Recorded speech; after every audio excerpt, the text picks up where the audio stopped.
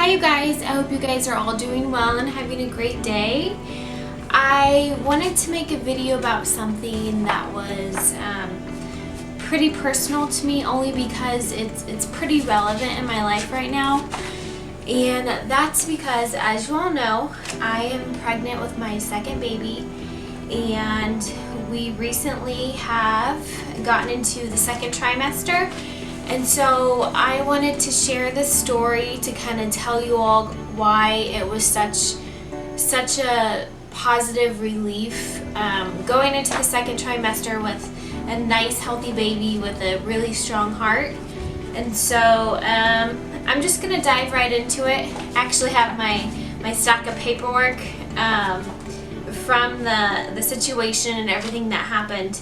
And I just want to share this, guys, with you again, because even though I do really want this channel to be super positive and more on the positive side, I want to be able to share things that have happened in my life, just to kind of give you guys an idea of everything that has gotten me to the point where I am today, and two, has made me the person I am today. And there's a lot of things that have happened in my life that have been pretty traumatic, and this is definitely one of them. And so I'm just gonna dive right into it, and I want to share this story, and I want to be able to just reach out to all of you guys. And maybe there's somebody out there that has been in a similar situation and can relate, and maybe this will just help them and just make them realize they're not alone, and stuff like this does happen. It's the real life, and it's not something you just see in movies. And so again, I'm just gonna dive right into it. So about 2 years ago, I found out I was pregnant. I was in the Bay Area, took a pregnancy test after December, and actually had my grandmother read me the results, and we found out that I was pregnant. We weren't sure how far along I was, but I was definitely excited. I had been told before that I had a small chance of really having a child, and having lupus increases your chances of risks and everything, but I was just so excited at that point, I really didn't even think about it. And we were living in Santa Barbara at the time. My fiance and I were.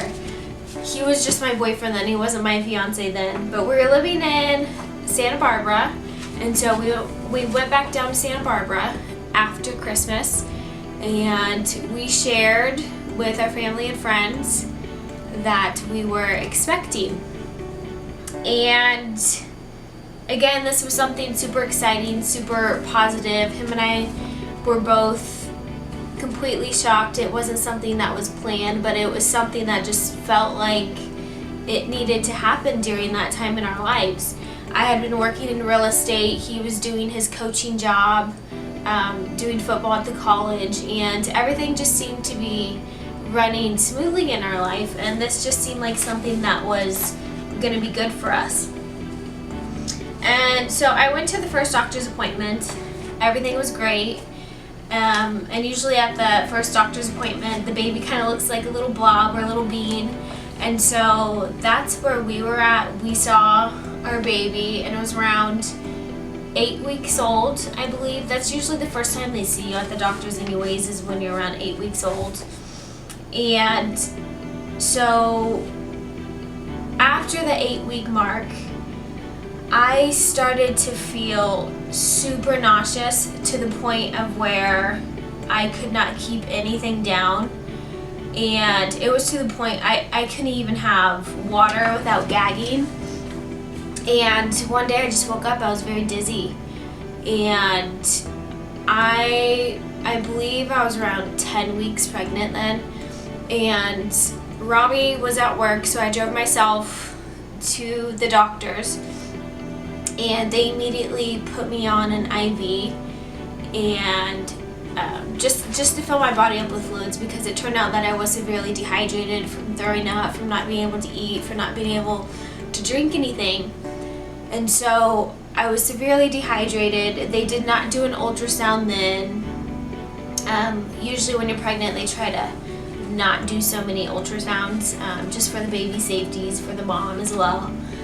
And so I felt a lot better, actually, after I got the fluids. It was a couple days later, and I was still a little bit nauseous. They had prescribed me some anti-nausea medication, and I had been taking that, not religiously, but when I felt like I really, really needed it, because I didn't want to get to the point of dehydration anymore. And so I ended up feeling almost back to normal again, but not 100%. I still had pregnancy symptoms of tenderness in my breast and just feeling bloated. I had gained a couple pounds, and our upcoming appointment was around, I think it was between weeks 11 and 12. And this was the exciting appointment that every couple gets, every mother gets, that you get to go and you get to listen to your child's heartbeat for the very first time. And this was something I was very much looking forward to. I was super excited. Robbie had come along, he was excited. And so what had happened, we got to our appointment, and they have a separate room, one for ultrasounds and one just to hear the heartbeat. And we were in the heartbeat room, and the doctor had come in, and he put the sonogram gel on me and the Doppler, and he had been looking around, and he told us that he just couldn't find the heartbeat, and he kind of laughed it off and said a lot of babies high, sometimes they're too small. And me, still feeling pregnant, I felt like everything was okay, but he said that he would move me into the other room just in case, just to kind of get an ultrasound and make sure everything was okay, just to confirm that things were going the way that they should be. And I still didn't think anything of it. I really just thought, again, this was my first pregnancy of going and hearing the heartbeat, and I really just didn't think anything of it. I almost thought this was like normal, and this happened a lot. And so we went into the ultrasound room, and it took him all maybe 30 seconds to just kind of look at the screen, and then he just shuts off the screen, and he looks at us, and he just tells me that he starts off by saying that this is a lot more common to women than we would suspect. And he said women get to these points, and it's not because of something she did wrong, it's not something that she ate that wasn't okay for the baby, it wasn't certain things that I could have prevented. And then he proceeds to tell me that our baby didn't have a heartbeat. And at that point, I just had this rush of emotions over me. I started crying. And he hands me tissues, and he's trying to tell me like the next steps to go over and what is next to come. And I'm just sitting there thinking like I really didn't know. Like, I didn't know what was happening, because I went from a super high of being very happy and planning our next chapter in our life to going and just feeling like hopelessness. And that was something really tough. And then I was put in the position of making the decision of what I had to do next. And that was really tough, because I was given the decision of, do I want to go home and wait it out and see if my body miscarries on its own? Do I want to be given this medication and be sent home and see if my body is forced to go into almost active labor and give me contractions to expel my baby that wasn't alive? Or was I to wait a week and go in and have a D&C? And I mean, that was really tough for me, because I went from going and buying baby clothes just the day before and planning certain arrangements for the baby shower and the baby, and now to having to plan how to get rid of this moment. And so that was something that was super tough. And what I had ultimately decided was that I was going to wait the week and see if my body was going to do its job and miscarry on its own. And then I made the decision that if it didn't, that I'd come in after that week and I would get the D&C. And for those of you that don't know what a D&C is, it's where it's a procedure where you can go home afterwards. So it's an outpatient procedure, and they put you to sleep, and then they go in and they call it, removing all the tissue from your uterus. And what the tissue is the baby. And so that in itself, it's pretty dramatic to think about. But me wanting to do the most natural thing for my body, I wanted to go home, but I was also aware of the risk factors of comes in and asks me, when would you feel comfortable, or when do you want to schedule this? And I said, as soon as possible. I was kind of done waiting on hope and everything. So I wanted to be done with this phase, and I wanted it to be done as soon as possible. I just wasn't prepared mentally too much for when he said that he could do the D&C within the hour. And I just said yes to it, and that was it. We had it scheduled within an hour. We went maybe 2 blocks down the street to the outpatient surgery. He said he would meet me after his lunch, and I went in, and the whole process, it had felt very weird to begin with. I went in and I had said see you soon to Robbie, and he was sitting in the waiting room.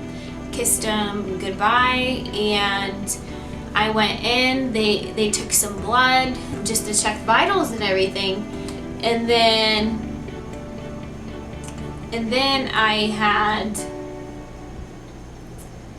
gone into the operating room, and the doctor had met me in there, and we did the thing where I counted down to where I fell asleep with the anesthesia, and that was it. And the next thing I remember is I woke up, and I woke up in a different part of the outpatient building with nobody around, and I was by myself, and I woke up and I was very confused. And I do want to tell you this you guys, and this was a little trippy to me. When I was under anesthesia, I did have one of those dreams, and in my dream I was running to all these people that I personally love in my life, and I needed to hug them. And I remember in that dream I was screaming, and I was saying, where's Robbie? Where's Robbie? I need to find him. I need to hug him one last time and tell him goodbye. And I'm running in this dream, and then all of a sudden my eyes open. And that's where I opened my eyes in this one room. And I'm in this room, and I look over, and this older nurse runs up to me, and she said, I've been waiting for you to wake up, thank goodness. And the first thing I said was, where's Robbie? Can you please get him for me? And of course in a mumbly voice, and my eyes are opening and closing, and she's on me, and she said, yes, of course, and she's taking my vitals again. And then I hear her in the background, and she's calling somebody, and she's calling what I remember, the doctor, and she's telling me she's woke up, she's finally woke up. I'm taking her vitals right now. She's in and out of it. And after a few minutes, Robbie comes in, and I look at him, and I tell him, I'm like, I'm ready to go home, and he's holding my hand, and he kissed my forehead, and he said, you can't go home. And I said, why not? And he said, you lost a lot of blood during the surgery. And I said, no, I feel fine. We can go home. And he said, no, you can't. And then I started to say, I can't breathe.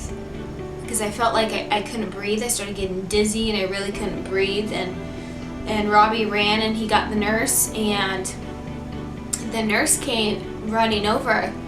And she called some other people. And they put me at an incline in the hospital bed like this.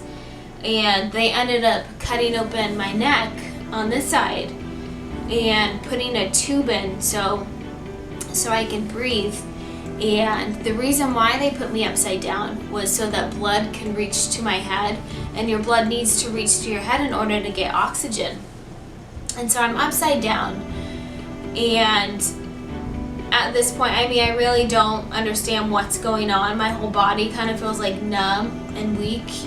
And I hear Robbie talking to the nurse, and she's telling him that, you know, they're going to come over and they're going to transfer me to the hospital. That's how bad I was. This building, not even kidding, right across the street from the hospital. And so they needed an ambulance just to come and get me from this building just to take me across the street. And so I was in this building, and we had calculated from the time I was out of surgery, and by the time I ended up getting to the hospital, I did not receive blood for almost 8 hours. And so I had lost all this blood, and I was having trouble breathing, and I never received blood transfusions for that period of time. When the paramedics showed up to the building and got me, they were rushing me by that time. My eyes were just shut, and I could hear people, but I couldn't really see people. I mean, I was just so weak, I couldn't even open my eyes. And so I hear them talking, and they start talking about how they just had to grab me just from the building and go across the street. And the paramedic had responded to a guy making a comment about that, and he said, that's how bad she is. She's really bad. And if you saw my skin, it was pretty much this color, as white as this paper. It was completely white, and I'm gonna include some photos in this video towards the end, just so you guys can see. It ended up being white and yellow from jaundice. And so I get to this hospital, still without blood transfusions, and they put me in this room. It's Robbie and I. He's sitting there, and he's just quiet. I think more than anything, it really scared him. And I'm sitting there, and one of my coworkers shows up, and she's freaking out, and she's trying to yell to doctors, get me some blood, get me some iron. She even ordered a hamburger and tried putting it in my mouth just so I'd get some iron. And a nurse comes in, and she tells me, you know, we don't have the blood ready yet. The blood's not ready for you. Again, almost 8 hours later, it's still not ready. And my friend is very, very concerned because I have not gone to the bathroom since before surgery, which was almost 8 hours ago. And she was concerned about some type of infection, me being, you know, not being able to go to the bathroom. And she brought this up to the nurse, and the nurse says, yeah, you're right, okay.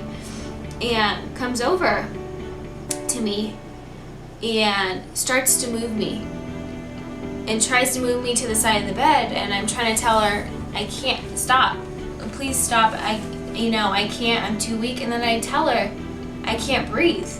I started to have palpitations in my chest. I couldn't breathe, everything was dizzy.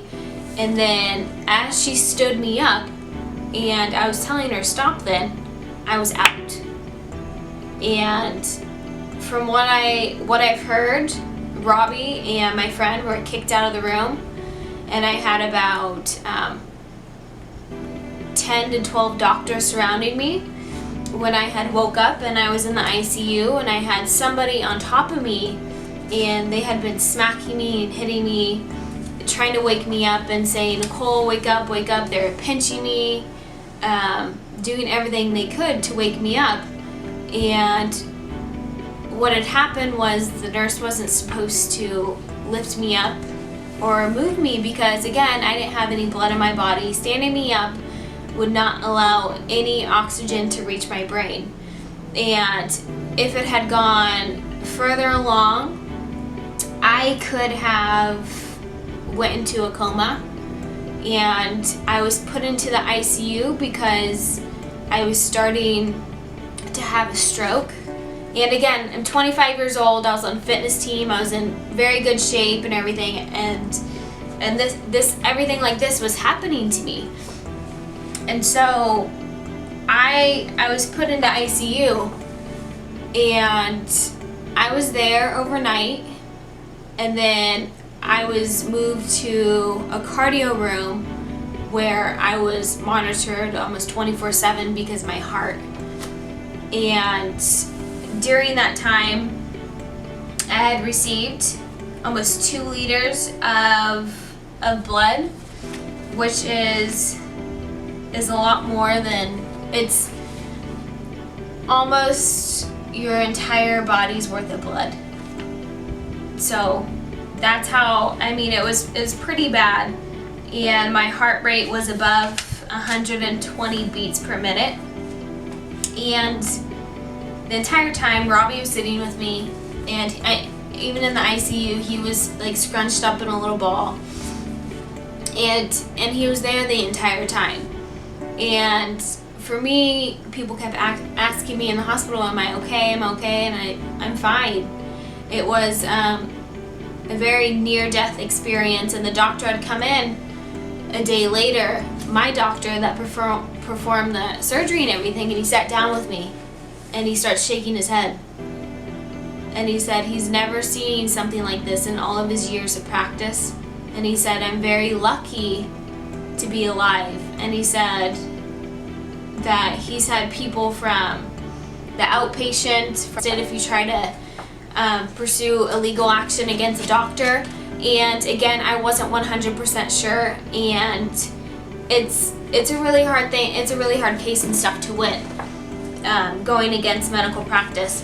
Aside from that, I mean, that's not something I really want to talk about. What I want to talk about is my recovery from this, and that was something that was very difficult. Recovering from this, recovering from the miscarriage, it was eye-opening and life-changing. I got to a very dark place after I had that miscarriage and after I almost died.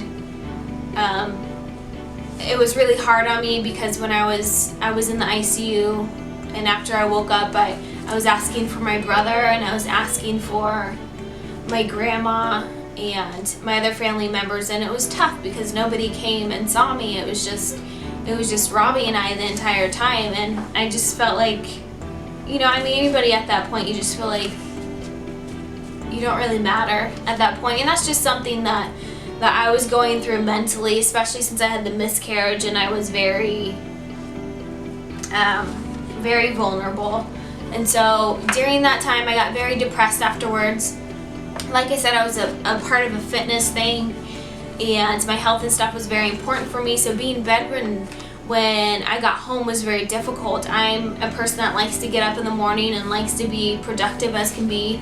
And when I was home and I couldn't move, and I couldn't lift my arms, and I couldn't do anything, and it was hard. And so I ended up needing a walker to walk. I still had like little tubes and IVs and at home that I needed to clean, and I ended up getting myself back in shape physically and mentally. I would go to the parks and use the children's parks and use them to work out, even the like the little monkey bars, and try to like pull up. I would do stuff like that just to get outside and just try to do my own type of little physical therapy. One of the hardest things was mentally trying to get through a miscarriage, and that was something that was very difficult for me because I felt like, one, I was unfit to be a mother, for some reason I was chosen not to be a mom. And 2, I felt like maybe I had lupus and I was, maybe the lupus was causing me to never have a child and it was never going to happen to me. And having this miscarriage and going through this was very traumatic for both me and my boyfriend, and it put a huge dent in the relationship. Him and I actually ended up breaking up. I mean, I think it was very traumatic for him to see, and he had his own ways of dealing with the miscarriage, and I completely understand that. And I became very difficult to deal with myself. I had closed down. I was always crying and everything, and I needed my space. I needed to start over, and so I had moved out, and I needed my mental space just to heal. And that ended up being by myself for a while.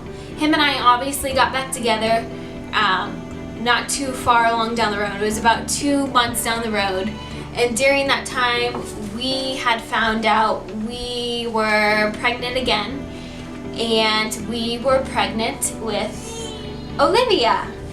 And so that is how this has all really come to be. And again, this is why him and I, we've had our fingers crossed this entire pregnancy. Him and I are super relieved and everything that this pregnancy is also going well. It's similar health-wise to Olivia's, and we're just praying to get to the finish line with a clean slate, with no issues or anything like that. And him and I are super happy about this. We couldn't be much happier. And again, I wanted to share this near-death experience with you guys because I'm not the only person that has gone through something like this. I'm not the only person that has ever had a miscarriage, and I'm not the only person that was affected mentally and physically by something like this. And I want to help you guys, and you guys help me whenever you guys watch my videos, whenever you guys send me messages and congratulating me and doing all these things. You guys help me become a better person, and I want to give back and help you guys better yourselves as well. So I hope this video wasn't too traumatizing for you guys, and I really hope you guys are all doing well. If you guys have more questions, please let me know. Olivia is in the living room right now with her dad, but she's crying, so I'm gonna go check on her and see what's going on. She usually wants all of his attention, so maybe mom can step in and do something about it. But again, I love you guys. Thank you so much for your support. If you haven't already, please subscribe to my channel, like and share. And I also have an Instagram. I always put my Instagram name towards the end of the video, and I will be making my own public Facebook soon, so keep an eye out for that. Okay, thanks. Bye, you guys.